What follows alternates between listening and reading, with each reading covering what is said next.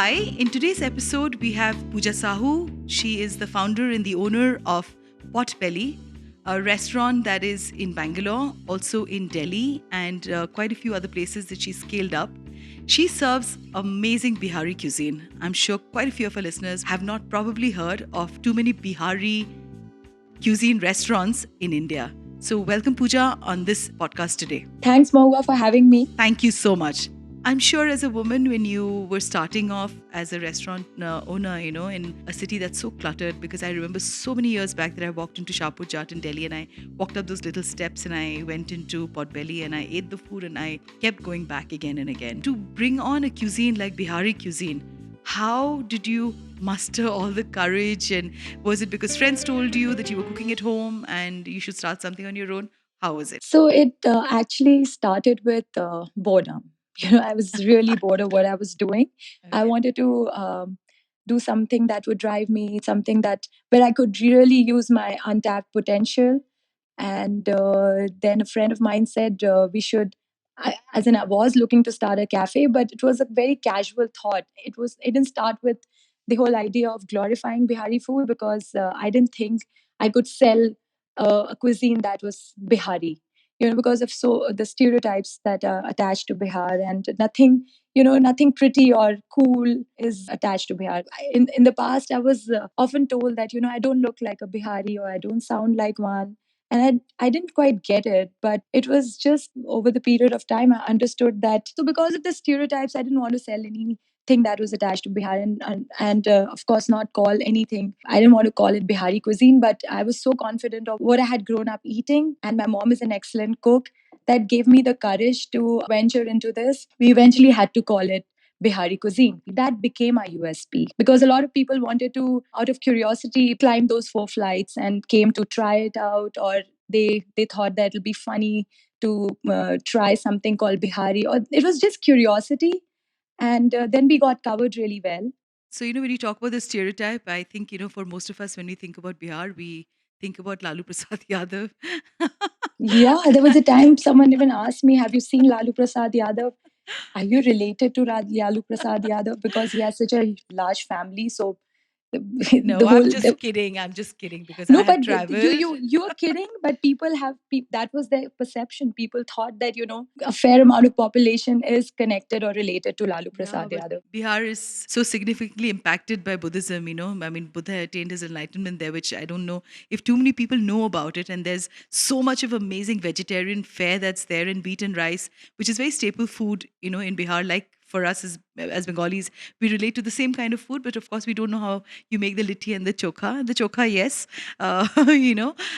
So tell me a little bit, how difficult was it when you just started in Shahpur? I still remember those steps and going up. I no longer live in Delhi, but and it was beautiful in the evenings because the lanterns used to be lit, and it was gorgeous. So did you feel scared when you started it, or it was always packed? How was it? When I started, as in when the restaurant was ready, how difficult was it to market the cuisine? Yes. Yeah, so no, it wasn't busy at all. We went around giving food samples to a lot of offices in Shapurjat, boutiques in Shapurjat. We requested them to come over and try our food. So it was like door to door selling practically. And nothing happened in the first few months, really. But everyone and anyone who came those 4 flights up came back again with their friends, their families, and repeatedly kept coming back. That's how it picked up organically, and some coverages here and there. We didn't even ask for, we didn't approach any food writer or critics. We just went with the flow, and it organically picked up with a lot of word of mouth, positive word of mouth going around for our place. Tell the listeners a little about Bihari cuisine. Mustard oil is one of those really amazing things that you get to taste when we eat Bihari and Bengali food, and Yeah. that's why it's something that I'm very drawn to because I grew up again with this whole smell of the mustard oil, Yeah, the piping pungent. hot, yeah, Yeah. and then you add the masalas and and it's also considered among the healthy oils apart from coconut oil. So tell us a little about Bihari cuisine. So I really feel privileged today that I had grown up on such an amazing, glorious, rich cuisine, and so I really didn't value it then. When I now So today few when of people, us do. yeah, I didn't really thank my mother, grandmother for serving us such good food, nourishing us with such nutritious food. But today, when people come back to us and can't thank us enough for starting this, then I realize that, I truly am fortunate. So there are a lot of factors that shape food in various regions, climate, culture, belief system, soil, the produce that is in abundance. So, of course, I really am not an expert or anything, but I just feel that the cuisine is so diverse because of all these factors. And also, when you talk about the richness in the food, I really feel that that richness came from a lot of foreign settlements that happened there in that region, which really added finesse to the food. As it is, our food was, I think the rustic flavors also so amazing. To add richness to that, those rustic flavors made the food even more delectable. There is the influence of the Afghans and the Turks, the Mughals, the The Guptas, and Mughals the and Maurya. The yeah, Mauryans, they all came in, and Bihari cuisine is so distinct and unique because of all of this. And so, wheat and yeah. rice is the staple food, right? Yeah, mostly rice actually. I would not Mostly even say rice. wheat that much. Yeah, Okay. because there are several varieties of rice. So tell me, what about these names? Isn't that a problem? Because you know what? You have such delicious food. I mean, I love pot belly. And the names and the awareness of the names like Litti Choka, so many people down south, they don't even know the way you guys make it. So do you think there's a little bit of truth in that? Because people don't know about Yeah, Litti Choka. it's a lesser known cuisine, and apart from litti choka, in fact, people don't know anything else. The sattu, yes. So sattu is Yeah. these are roasted black gram flour, and it's when I thought I'll start making sattu in house, I realized the procedure is very very long and tedious, and there's a lot of it's very manual and it's tough. But sattu is a high protein grain, so you have sattu in various forms. You can make a nice cold drink in summers, and it is like a meal in itself. It's also you also use sattu as a filling for parathas. You spice it, and then of course the sattu that goes the filling that goes into the litti is also sattu. So it's extremely flavorful, extremely nourishing, and filling at the same time. What do you cook at home, Pooja? What I cook at home, my food is very simple. I love my khichdi. I love the aloo chokha with a punch of mustard. It adds Oh, it yes. adds Yum. that zest to it. Yes. And I make everything that you can eat on a daily basis. I use a lot of marua flour, the ragi flour, to make Okay. roti, so I don't eat that much gluten. I make the sabzis that we eat at home. Also, a lot of stuff that we serve at Potbelly in a simpler form. Okay, it's not with the spices and the rest of it now in the restaurant, but a more home kind of a cuisine, right? Yeah, more home, mildly flavored.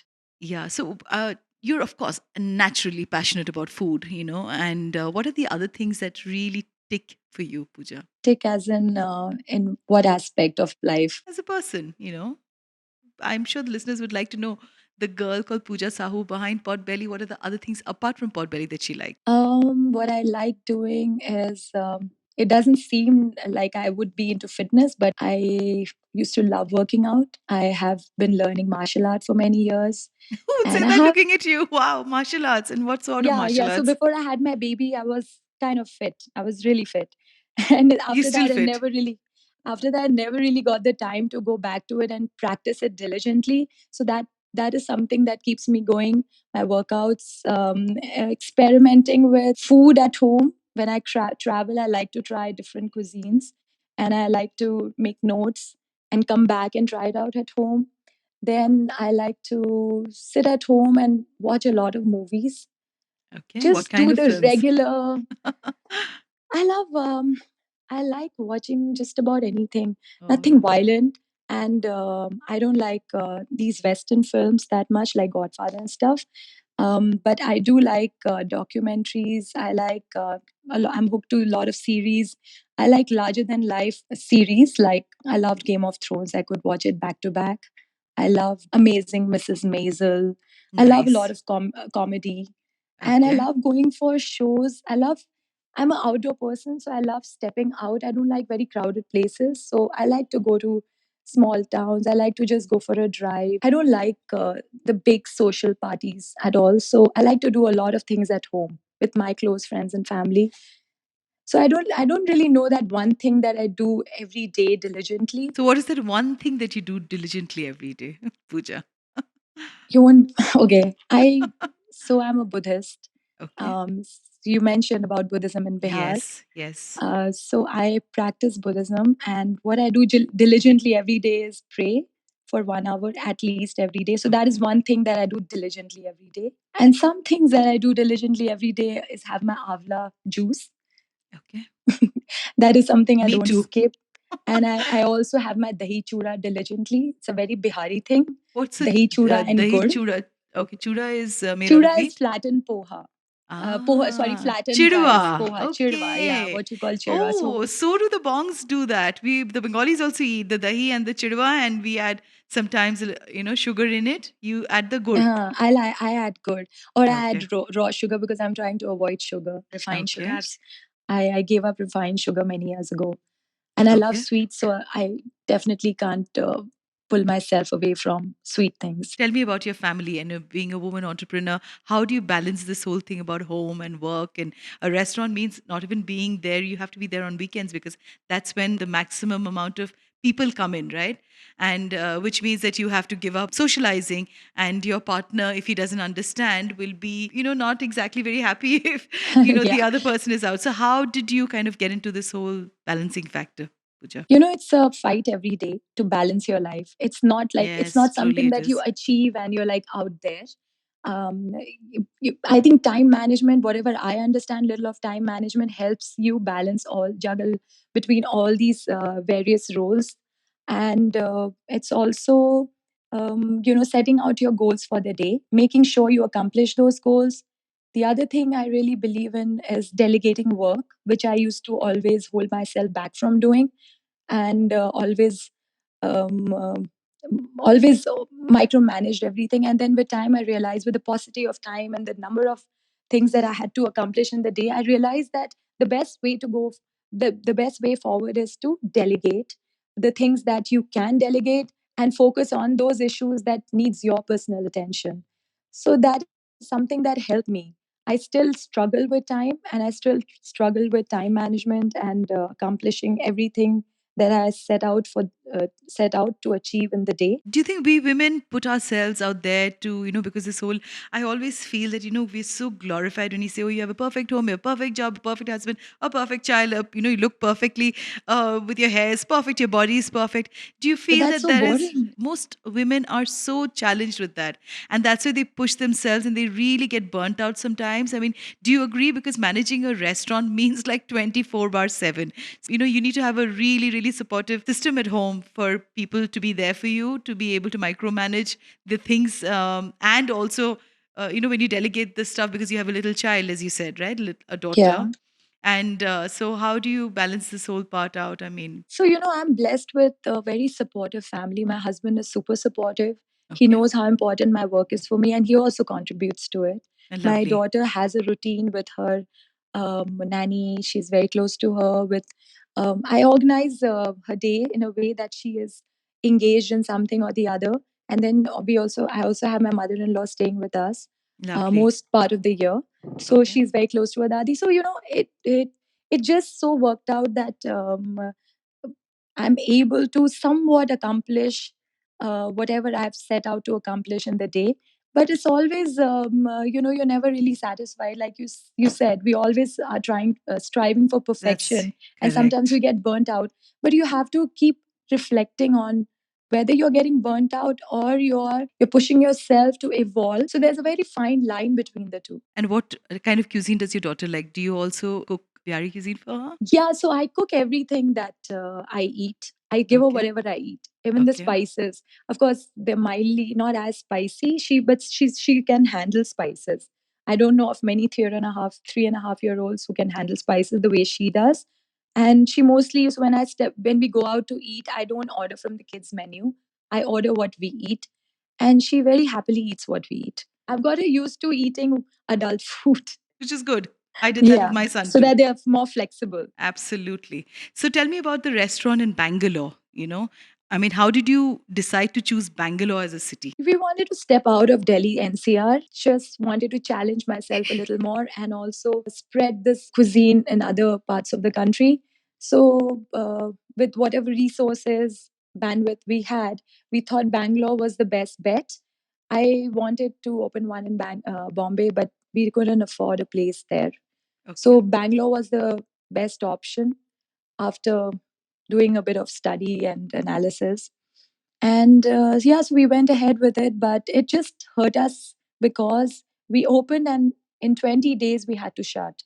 And Bangalore turned out to be our most expensive project because it is a labor of love. I wanted it to look a certain way. I wanted one of the best interior designers to design the place. So we did shell out a lot of our savings and put a lot of our heart in it. And how is it So doing right now? you know, just okay, people are coming back. We have repeats, a lot of repeats, and a lot of word of mouth. But in a time like this, there's only so much you can do. Yes, actually, the whole world is struggling, Pooja. Yeah. So The in whole good world is times, we struggling, would have absolutely. been, very good. But because of this, despite all the word of mouth, despite the fact that we've been actively doing our bit, whether it's social media or some promotional activities, it's you can only do so much because again there is a I hear there's a lockdown, not a lockdown, but there's a curfew.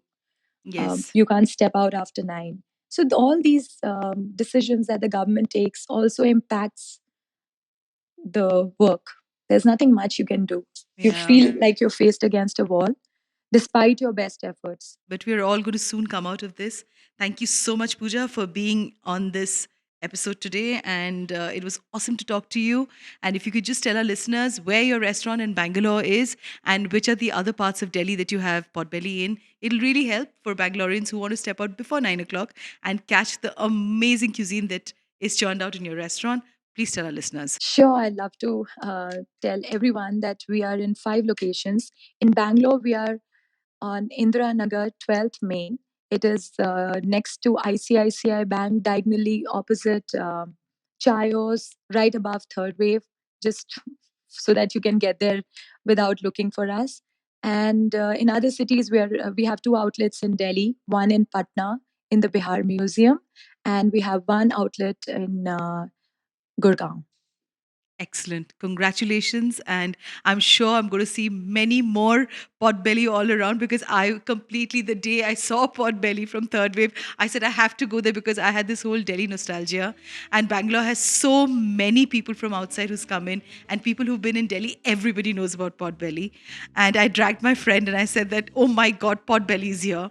And the food, of course, as usual, was amazing. I mean, it just never ever falters in its taste. And I wish you luck in your endeavor. And the pandemic will soon end, and we are going to see many more restaurants for you. And thank you so much for being on the show. Thank you, Maua. You've been so kind, and thank you for promoting our restaurant and having this conversation. It was really a delight, and it's always a delight to meet and chat with you. So you do such Absolutely, you're amazing amazing. work. I have to congratulate you for Thank you all the so initiatives much. that you're doing, for the amazing work you're doing, the fact that you believe in yourself and you're out there without a Thank you. compromise. Thank you Without a so much for compromise. having Thank you so me. much. Thank you. Thanks. Thank you, Maua. Yeah. Bye.